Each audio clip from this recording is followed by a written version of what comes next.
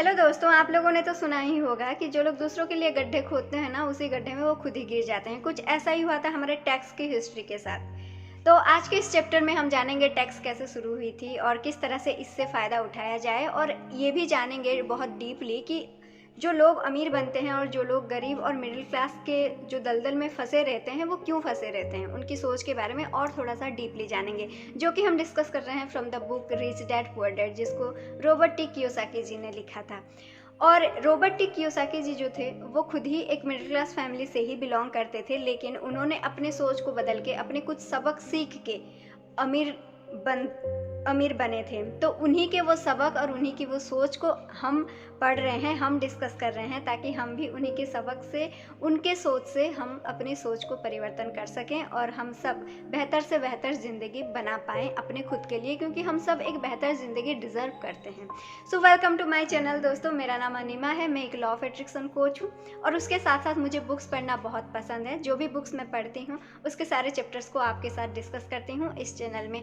अगर आपको बुक्स में इंटरेस्ट है, आप अगर डिस्कशन करना चाहते हैं, कोई बुक्स पढ़ना चाहते हैं, पढ़ नहीं पा रहे हैं और हमसे सुनना चाहते हैं, तो उसको आप कमेंट बॉक्स में बता सकते हैं। जो बुक हम रनिंग में है उसके बारे में आपका क्या ख्याल है, आप उस बुक को पढ़ के और क्या ज़्यादा जान रहे हैं, उसको भी आप कमेंट बॉक्स में शेयर कीजिए, ताकि हम सब अपने अपने नॉलेज को शेयर करके अपनी ज़िंदगी को बेहतर दिशा में ले जा सकें। और हाँ, अगर आप लोग लॉ ऑफ अट्रैक्शन के बारे में कुछ भी जानना चाहते हैं तो मेरे टेलीग्राम चैनल आप लोगों के लिए ओपन है, जिसका लिंक मैं डिस्क्रिप्शन बॉक्स में दे दूँगी। तो आप वहाँ पर ज्वाइन कर सकते हैं। वहाँ पर चैट भी ओपन है, वहाँ पर हम गाइडेंस भी देते हैं, लॉ ऑफ अट्रैक्शन क्लासेस भी होते हैं। तो अगर आप चाहते हैं तो वहाँ पे ज्वाइन कर सकते हैं। चलिए, आज तो हम डिस्कस करते हैं अपनी book rich dad poor dad, जो कि सबक 4 के हिसाब से हम सीखेंगे टैक्स के बारे में। तो चलिए चलते हैं टैक्स की हिस्ट्री के बारे में। देखिए, टैक्स का जो कॉन्सेप्ट है ना, वो शुरू हुई थी एक ही सोच से। वो सोच ये थी कि अमीरों के पास बहुत पैसा होता है, उनको ज़्यादा टैक्स देना चाहिए, तो पैसा जो है ना अमीरों से छीन लिया जाए, उनको एक पनिशमेंट दिया जाए, उनसे टैक्स के तौर पर पैसा लिया जाए और गरीबों के बीच बांट दिया जाए। तो सरकार ने क्या किया, अमीरों को दंड देने के लिए, पनिशमेंट देने के लिए उनके ऊपर टैक्स लगाना शुरू किया। तो टैक्स उनके ऊपर लग गई, सरकार के पास पैसा आया। जब सरकार को चस्का लग गई पैसों की, तो उसने वो टैक्स को लगातार बढ़ाने के लिए और कुछ योजनाएं बनाते गए। और वो अमीरों से चल के जो अपर मिडिल क्लास थे उनके पद तक फैल गया, फिर धीरे धीरे वो गरीबों तक फैल गया। तो इस तरह से टैक्स का जो सिलसिला है वो जारी रहा।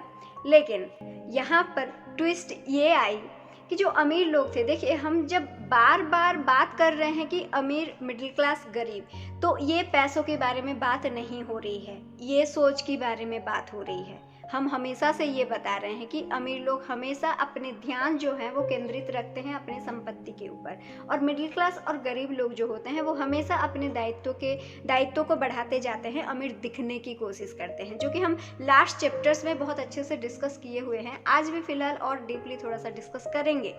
लेकिन अगर फिर भी आपको, देखिए पैसों के बारे में हम बता रहे हैं, बार बार पैसों के बारे में मत सोचिए कि किस चीज़ के बारे में हम आपके फोकस को लाना चाहते हैं, कहाँ पर हमारी फोकस होनी चाहिए। तो जो अमीर लोग थे उन्होंने रास्ता निकाल लिया कि किस तरह से टैक्स से बचा जाए। वो कॉरपोरेशन निकाल लिए, कॉरपोरेशन की जो शक्ति है उनको वो जानते थे।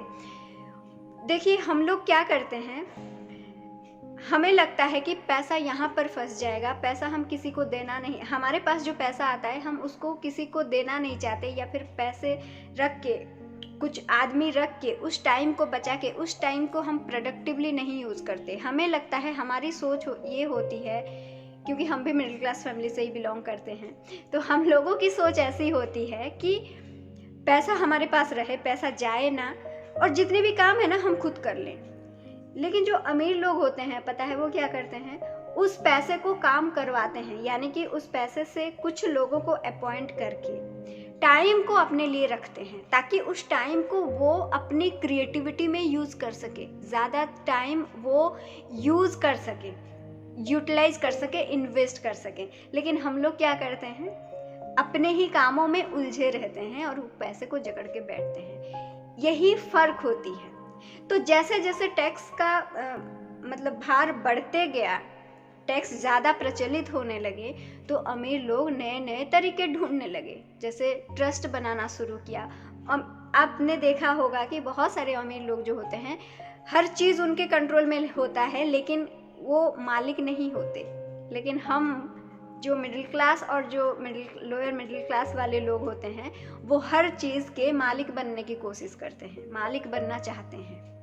तो देखिए, जब आप किसी चीज़ का मालिक बन जाते हैं ना, तो आपके ऊपर रिस्पॉन्सिबिलिटी आ जाती है, टैक्सेस आ जाती है, हर चीज़ आ जाती है। लेकिन जब आप एक ट्रस्ट बना लेते हैं, कंट्रोल आपके हाथ रहता है, लेकिन उसके बहुत सारे पार्टनर्स होते हैं, है ना। जैसे आप कहीं पर घूमने जाते हैं, तो वहाँ पर आप मीटिंग है करके मेंशन कर देते हैं दस्तावेजों में, ठीक है। आप करते तो हैं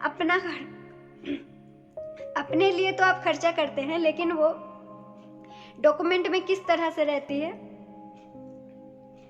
अलग तरीके से उनको पेश किया जाता है। और उसको पेश करने के लिए जो अमीर लोग होते हैं, वो अपने पैसे को जकड़ के नहीं रखते, वो उनके लिए बहुत सारे अकाउंटेंट रखते हैं, बहुत चालाक वकील रखते हैं, और इस तरह से उनका पैसा जो होता है ना, वो मैनेज होता जाता है, उनको टाइम मिलता जाता है, और वो नए नई चीज़ें, नए नए इन्वेस्टमेंट, नए नए रियल एस्टेट, इस तरह की नए नए खोज करते हैं, और वहाँ पर अपना दिमाग को लगाते हैं, अपने टाइम को लगाते हैं। तो जैसे जैसे ऐसे सारी चीज़ें बढ़ने लगी, तो देखिए टैक्स का भार कहाँ पर आ गया।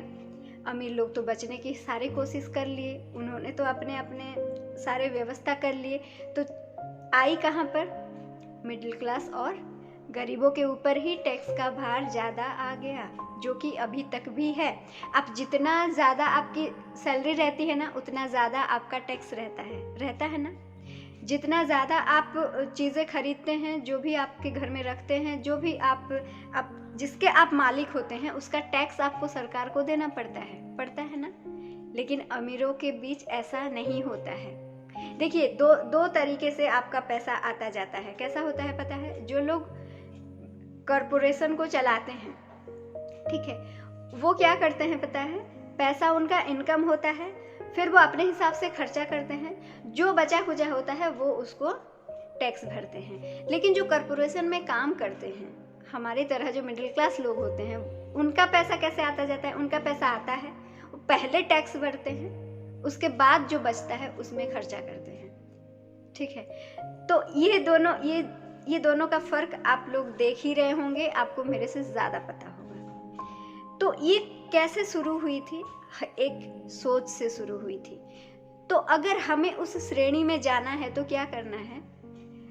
ज़्यादा से ज़्यादा वित्तीय शिक्षा हमें चाहिए, ज़्यादा से ज़्यादा हमें पैसों के बारे में बड़ा सोचने की ज़रूरत है, और किस तरह से पैसे को मैनेज किया जाए उसके लिए हम बहुत लोगों की मदद भी ले सकते हैं। हर काम आप ही करें ज़रूरी नहीं है, काम को लोगों के बीच बांट दें और आगे बढ़ते चलें। टाइम को अपनी क्रिएटिविटी में लगाएं, टाइम को अपनी संपत्ति बनाने में लगाएं, और हमेशा अपना ध्यान अपनी संपत्ति वाले कॉलम में केंद्रित करके रखें। तो आज के इस चैप्टर में हमने यही सीखा। आप बुक के थ्रू जाइए, अगर और कुछ नया सीखते हैं तो प्लीज़ मेरे साथ डिस्कस कीजिए, ताकि हम सब मिल के इन सारी सोच को ना अपने अंदर भी डाल सके, और हम सबकी ज़िंदगी बेहतर से बेहतर बन सके। इसी शुभकामना के साथ हम मिलते हैं नेक्स्ट चैप्टर में। आज के लिए इतना ही। Till then, bye bye, thank you so much.